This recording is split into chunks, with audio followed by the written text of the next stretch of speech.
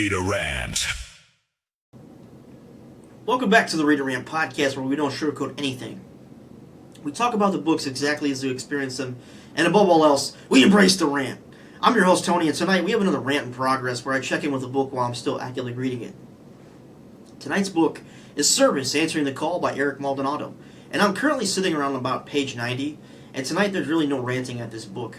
Tonight I'm ranting for it, to be honest, because so far Service has given me something that I think can, sometimes get overlooked when we talk about fantasy and supernatural fiction. This book really has heart and has a lot of it. One of the biggest positives I can give Service is that the opening immediately gave me a reason to care. There was an emotional quality to Jared's story that connected with me very early on. Gerald isn't simply somebody being positioned on a chessboard so that the larger story can begin. Eric Maldonado really gives him a humanity that really makes you want to follow him. There's warmth here, with sincerity. And there is this feeling that underneath all the supernatural elements, this is still fundamentally a story about people, family, love, memory, and what those connections mean to us. That's what grabbed me.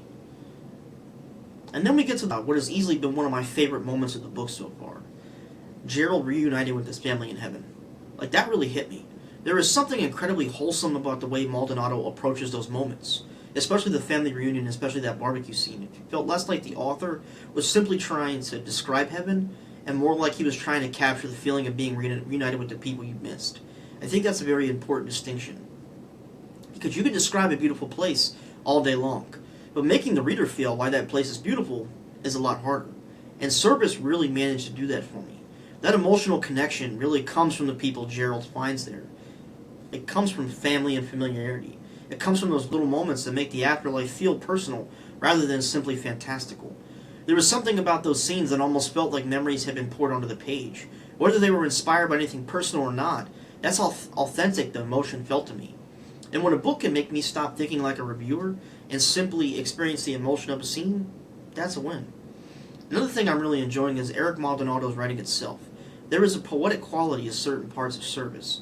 The prose has a sincerity behind it that fits the story extremely well. It doesn't feel detached and it doesn't feel cold. There is genuine warmth running underneath the writing, particularly whenever Gerald's relationships and memories become the focus.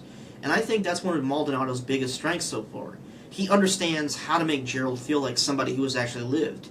This isn't simply, here's Gerald, here's heaven, here's the story, ta-da! There is history behind him. There are relationships behind him.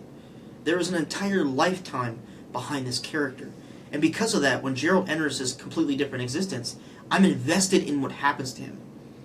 Gerald himself is becoming one of the biggest reasons I want to keep reading. He's a former vet who has already lived an entire life before this larger supernatural journey begins. That really gives this character an interesting foundation, because we're not following somebody who hasn't experienced anything yet. We're following somebody who has already loved, lost, lived, served, and built a family. Now we're watching that same person enter an entirely new chapter. And there is something fascinating about that concept. The story may be dealing with heaven and larger supernatural ideas, but Gerald's character really keeps everything grounded. He is that human connection, and the character that I'm emotionally following through all this. And at around page 90 in this book, I really care about Gerald. That's probably one of the strongest compliments I can give a story this early on. However, right now, my current feeling is sitting at approximately 4.5 out of 5 stars, and I'm feeling very positive about where this book can go.